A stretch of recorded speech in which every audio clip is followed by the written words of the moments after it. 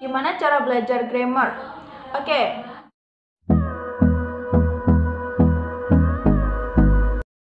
Assalamualaikum warahmatullahi wabarakatuh. Welcome back to my channel and how are you today? I hope kalian dalam keadaan baik-baik saja. Jaga kesehatan, dan kalau kalian semuanya memang harus keluar, jangan lupa untuk bawa hand sanitizer, use mask, pakai masker, jaga jarak. Kita nggak tahu gimana kondisi di luar sana, jadi memang lebih baik sebenarnya di rumah dulu. Tapi kalau memang kalian terpaksa keluar, ya, don't forget to bring hand sanitizer dan menggunakan masker, ya, itu yang paling penting. Oke? So, di episode kali ini gue buka Q&A. Episodenya adalah Diana Talks. Sebelumnya gue buat story di Instagram, open questions, jadi kayak buka pertanyaan atau yang sharing-sharing pengalamannya yang mereka udah pernah belajar bahasa Inggris di kampung Inggris, kayak gitu. Jadi gue akan bacain beberapa questions dan akan gue jawab sebisa gue. So, langsung aja kita mulai episode Diana Talks.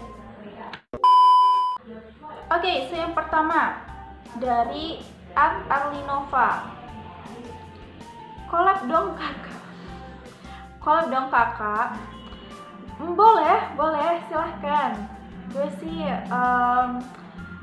membuka ya untuk collab. Gue malah seneng nih, jadi ada partner ya di setiap video gue. Tapi bahas apa nih? Arlinova. Oke, lanjut. Yang kedua. Pertanyaan kedua. @zm.16.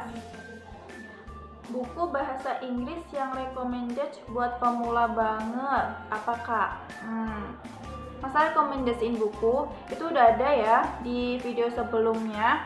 Jadi untuk @zm.16 kamu bisa cek di video sebelumnya. Nah, di situ tuh gue udah kasih beberapa rekomendasiin buku yang benar-benar untuk pemula, dan gue juga baca buku tersebut gitu. Jadi kalau masalah buku, rekomendasi buku, kamu bisa cek di video sebelumnya, oke? Dari @Nadila Feby. Ngajar di mana, Kak?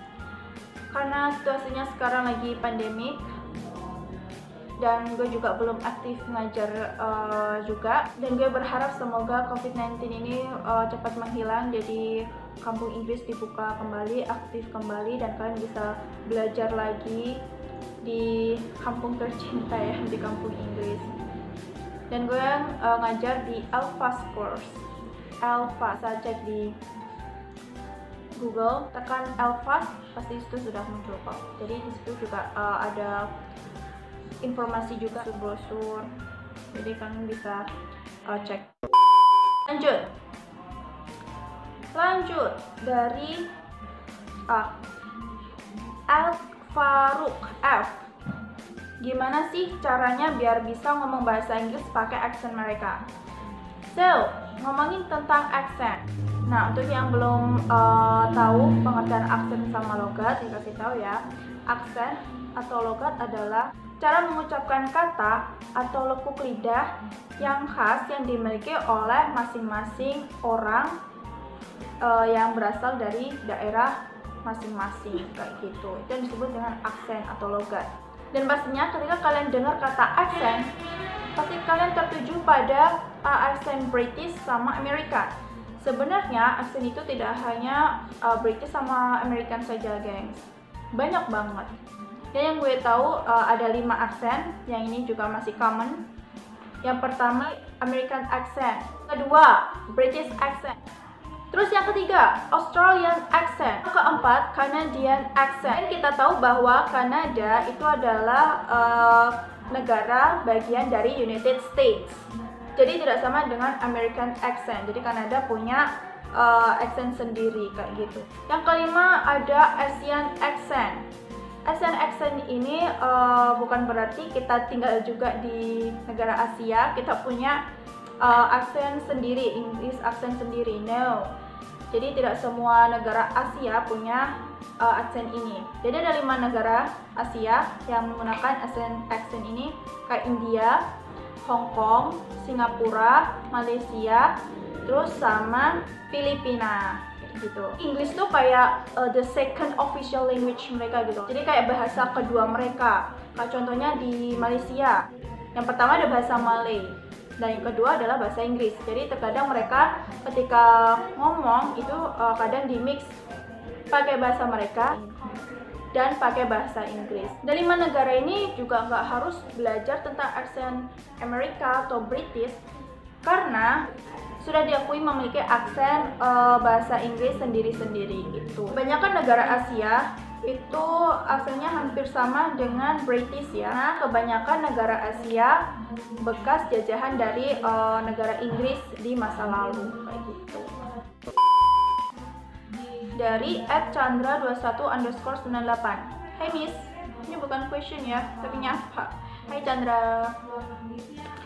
Oke. @fajri_srl. Kampung Inggris tempatnya asik, terutama di Belfast. Ada Miss Diana and Mr. Aap. Ternyata saya asik ya orangnya. Thank you Fajri. Oke, selanjutnya @balkis. Miss, what's different between borrow and lend? Tuh meaningnya sendiri udah beda, artinya tuh udah beda ya. Kalau borrow artinya meminjam, sedangkan lend meminjamkan. Jadi kalau borrow itu kayak we borrow from, kayak kita tuh meminjamkan dari seseorang. Tuh kayak kita minjam barang dari seseorang. Gue kasih contoh deh. Aku meminjam buku temanku. Nah, kalau di-translate ke English pakainya borrow bukan lend. Jadinya I borrow my friend's book. Gitu. Jadi bukan pakai lend. Beda lagi kalau teman kita meminjamkan kita barangnya.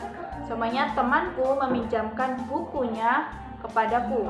So kalau di-translate ke English jadinya my friend lends me her book to me. Kayak gitu. Sebenarnya simple thing sih. Karena dari meaning juga udah beda. Kayak borrow artinya meminjam, kalau lend meminjamkan gitu. Ada pertanyaan lagi. Apa gengs pertanyaannya? Ada pertanyaan. Gimana cara belajar grammar? Oke, masalah grammar ini juga pasti banyak yang bertanya-tanya. Kalau masalah belajar grammar, kalau untuk gue sendiri ya, menurut pengalaman gue sendiri, kalau gue mau ngasih tips itu berdasarkan pengalaman gue gengs. Jadi gue nggak mau kayak gue ngasih tips yang kayak gue nggak ngalamin sendiri gitu loh. Nah, untuk belajar grammar ada 3 hal. Yang pertama adalah think, write down, and talk. Think. Jadi kalian tuh harus mengingat struktur grammar. Kayak seumpamanya tenses itu yang paling basic ya. Jadi kayak simple present itu digunakan kapan? Present continuous, present perfect. Ada 16 tenses kan ya. Jadi itu kalian ingat. Dan kalau bisa kan juga harus tahu itu penempatan menggunakan tenses tersebut. Kalau semuanya udah lampau kejadiannya, berarti pakai simple past kayak gitu. Terus yang kedua adalah write down. Jadi kalian tulis struktur lagi untuk melatih atau memorize kalian tentang tenses atau struktur grammar yang lain. Kalian tulis. Dan lebih baiknya lagi kalau kalian langsung praktis ngerjain soal-soal grammar. Ketiga adalah talk. Jadi kalian langsung praktis ngomong. Seumpamanya kalian mau ngomong tentang pengalaman kalian, dan itu kan pasti udah lampau kan. Nah berarti itu pakainya simple past kayak gitu. Jadi ngomong 2 menit atau 3 menit gitu. Kalau seumpamanya kalian masih bingung atau stuck, nah kalian bisa cek lagi di kamus atau catatan kalian.